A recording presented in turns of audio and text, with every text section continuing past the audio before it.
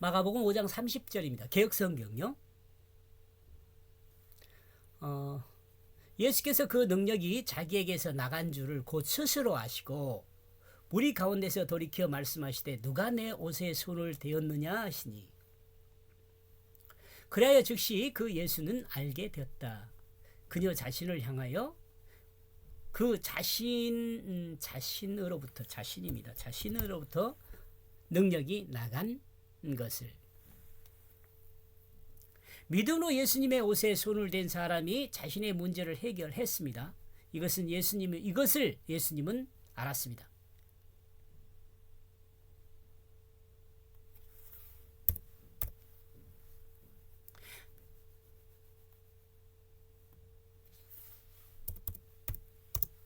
다른 사람이 말해준 것이 아닙니다. 혈루증을 긍정적인 면보다 혈루증은 긍정적인 면보다 부정적인 내용이 더 많아요. 혈루증에 걸린 사람은 불결한 사람으로 취급되었습니다. 성병에 의한 출혈 레위기 15장 25절 30절 혹은 남자의 성병에 의한 분비물 레위기 15장 1절에서 15절 민수기 5장 2절 사무엘하 3장 29절 등을 가리키는 말입니다. 레위기 15장 16절에 18절에는 정액도 부정하게 여겼습니다. 유출 후 범죄에 들었습니다. 자연적인 유출은 씻는 결례로 정해졌는데 여기도 줄 바꿉시다. 자의적인 유출은 씻는 결례로 경건하게 하는 예로요 정해졌는데 병적인 유출은 남녀 모두 그 생리상의 회복과 그것에 따른 씻는 결례 외에 다시 희생 제사를 필요로 했습니다.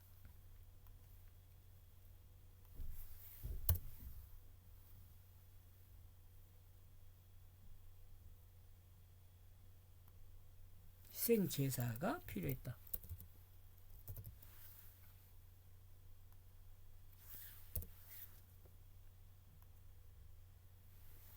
여인의 믿음에 의하여 역사는 주님의 능력에 의하여 역사가 되었습니다.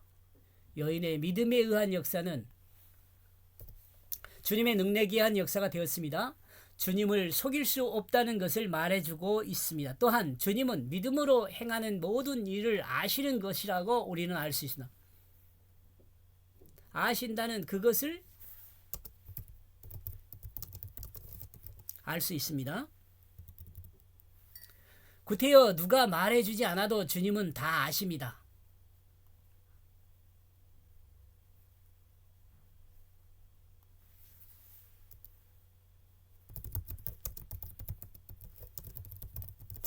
우리 믿음의 행함을 다 아십니다. 우리 믿음의 행함을 다 아십니다. 누가 믿음으로 어떤 목적을 가지고 주님을 붙잡았으면 누가 어떤 믿음을 가지고 주님을 붙잡았다면 그는 주님이 알게 된 사람이 됩니다. 우리가 만약 믿음으로 행한 일에 대해 주님이 몰라준다면 우리는 억울한 경험을 할 수 있습니다. 억울하다고 할 수 있습니다. 그래야 되겠네요.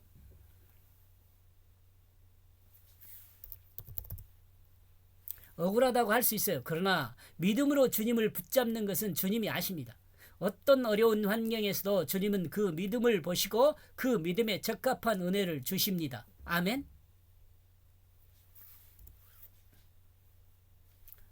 믿음이 혈류증을 치료한 것이 아니라 바로 예수님의 능력이 혈류병을 치료했다는 것을 이것도 여러분 이해해야 합니다. 믿음을 우리가 하지만 그 믿음에 의한 원인은 믿음이고 결과는 예수님의 능력이죠. 그러므로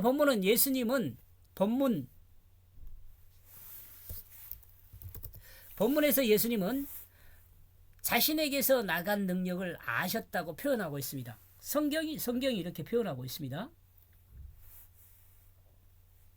그는 돌아서 그 무리 안에 말하고 있다.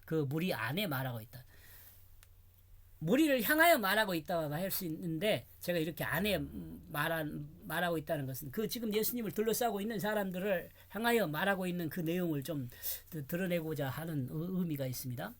마가복음 5장 29절에서 혈류증 환자가 치료받은 시점과 예수님께서 치료받은 것을 안 시점은 동시에 일어난 현상으로 설명으로 즉시라는 단어를 사용했습니다. 또 시제를 병자가 느낀 것이나 예수님이 아신 그것을 같은 과거로 추구하고 있음도 이렇게 해석함에 큰 오류가 없음을 말해주고 있습니다. 그러나 더 자세히 생각하면 예수님으로부터 능력이 나갔는데 이 능력이 나간 것에 대한 행위의 주체가 예수님에게 있다는 점입니다. 병자가 붙잡음으로 능력이 나간 것이 아니라 병자가 믿음으로 예수의 옷을 붙잡자 예수님께서 아시고 치료의 능력을 능동적으로 하셨다고 말씀하는 것입니다. 여러분, 이 문법적인 내용들을 좀 이해하면 훨씬 더 그렇구나, 예수님께서 능력이 나갔구나, 이런 것을 좀 잘 알 수 있다고 저는 생각합니다. 예수님이 예수님의 그 의지로 병자를 동시에 치료하셨다는 것입니다. 이 사실에 대해 제자들에게 교육하기 위해 예수님은 돌이켜 많은 사람을 향하여 말씀해요. 이것이요 교육하기 위한 거란 말이에요. 제자들을 교육하기 위한 것. 돌이켜라는 동사가 수동태인 점을 생각하면 예수님은 뒤를 돌아볼 수 있게 한 것은 믿음으로 행하는 그 믿음의 행위를 돌아보신 것으로 이해할 수 있습니다. 수동태인 점을 봐서요. 그러므로 믿음은 하나님을 붙들고 하나님이 하나님의 백성을 향하여 돌이키게 만든다는 그것을 생각할 수 있습니다. 이는 야곱이 하나님의 사자를 붙들어 그 이름이 이스라엘로 바꾼 그것을 생각해 볼 수 있게 합니다.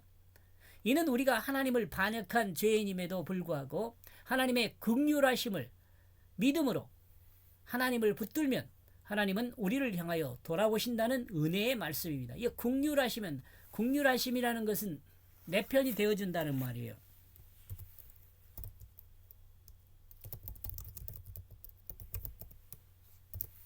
내 편이 되어주심이에요. 불쌍히 여긴다, 내 편이 되어준다는 거예요. 내 옷들을 붙든 자가 누구냐? 이 예수님은 정체성을 나타내는 옷에 손을 댔다는 것을 나타내는 말씀입니다. 믿음으로 예수님을 인정하고 행동으로 예수님을 인정하고 구원의 완성을 이룬 아름다운 한 장면에서 예수님은 자신을 인정하고 믿어준 여인, 그렇죠?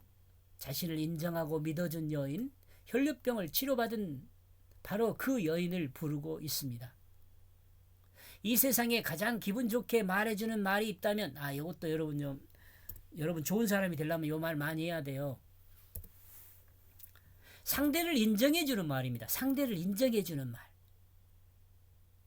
우리 사회가요, 좋은 사회가 되려면 이렇게 상대를 인정해야.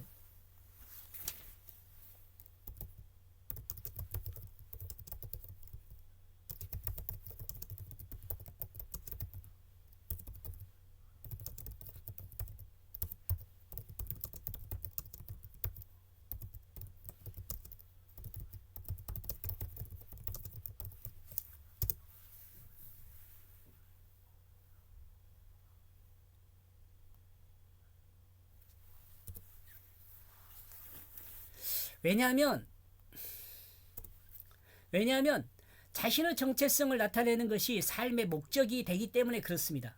자신의 정체성을 나타내는 게 삶의 목적이에요. 모든 사람들은요. 그러니까 그 정체성을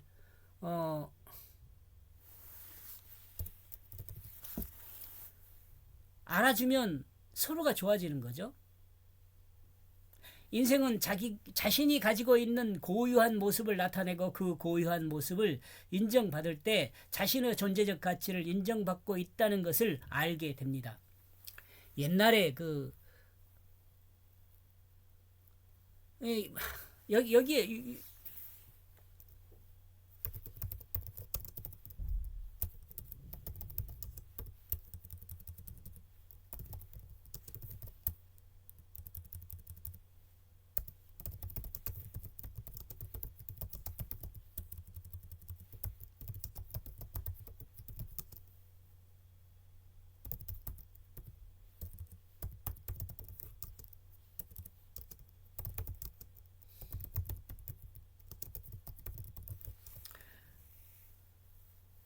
세상의 모든 사람은 자기를 드러내기를 원해요. 자기를 자랑하기를 원해요. 그런데 자랑하지 않음에도 불구하고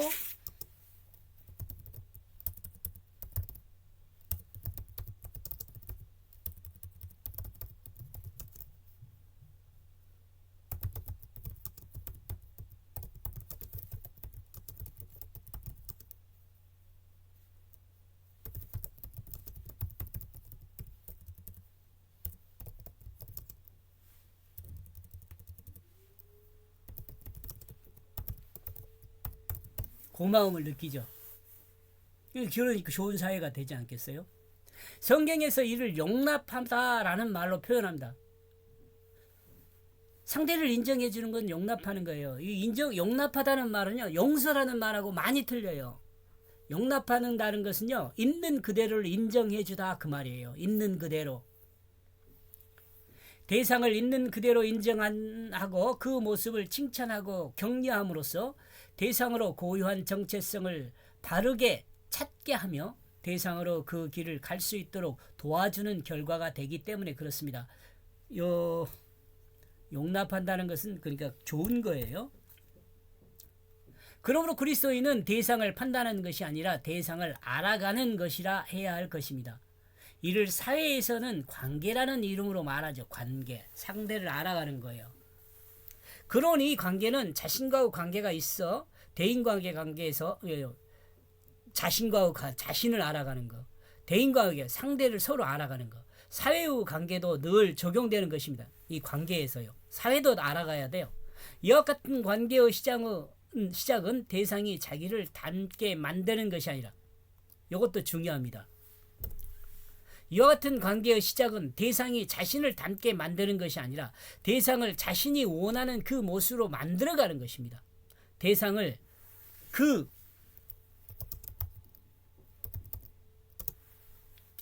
대상 자신이 원하는 그 모습으로 만들어가는 것입니다.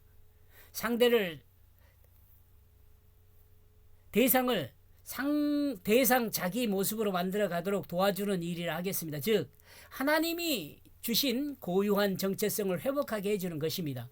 이와 같은 삶은 곧 하나님의 뜻을 발견하는 삶이며 이 하나님의 뜻대로 사는 것이 인간의 죄성을 벗어나 하나님의 질서를 따르며 하나님의 통치를 받는 하나님 백성이 되는 것입니다.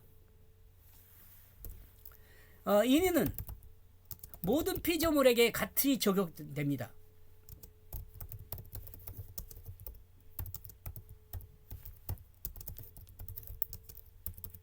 곧 적용됩니다. 이는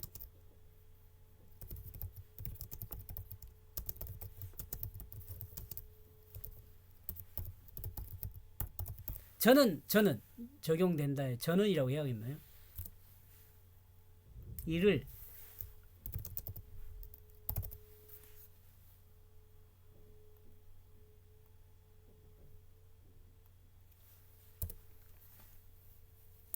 이는 모든 피조물에 같이 적용입니다. 이를 저는 존재를 존재되게 한다. 존재를 가장 존재의 가치가 높은 상태로 유지하게 하는 거죠. 용납이요. 우리가 예수를 믿음으로 행한 그 행함은 하나님이 분명하고 명쾌하게 알고 있습니다. 예수를 믿음으로 행한 그 행함은 하나님이 분명하고 명쾌하게 알고 있습니다. 주님의 제자들은 그냥 스치는 것으로 알지만 주님은 목적을 가지고 자기 옷을 붙들었던 사람이 있다는 것을 알고 있습니다. 30절요.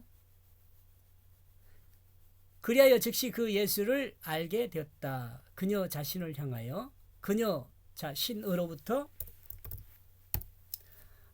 능력이 나간 것을 그는 뒤돌아서 그 무리 안에 말하고 있다. 내 옷을 붙든 자가 누구냐. 지금 이런 것은 다 교육을 위한 목적이 있어요. 나와 여러분도 포함되어 예수를 믿음으로 행한 자를 알고 있다. 여기까지 보겠습니다. 고맙습니다.